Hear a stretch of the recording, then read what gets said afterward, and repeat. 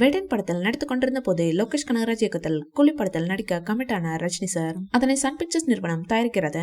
படத்தில் மிகப்பெரிய நட்சத்திர பட்டாளமே நடித்திருக்கிறது.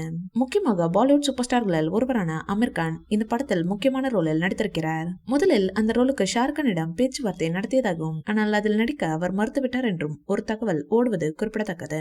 இதனை அடுத்து ஜெயிலர் 2 பாகத்தில் நடித்து வருகிறார். அதனை முடித்த கையோடு வேற எந்த படத்திலும் கமிட் ஆகவில்லையாம்.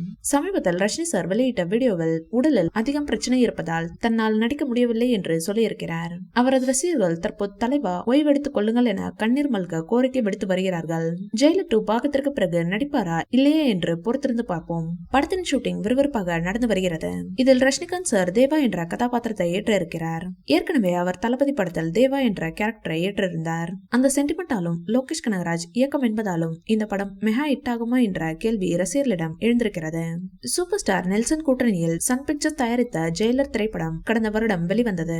அனிருத் இசையில் தாறுமாறான வரவேற்பை பெற்ற இப்படம் 650 கோடிகளை வசூலித்து சாதனை படைத்தது.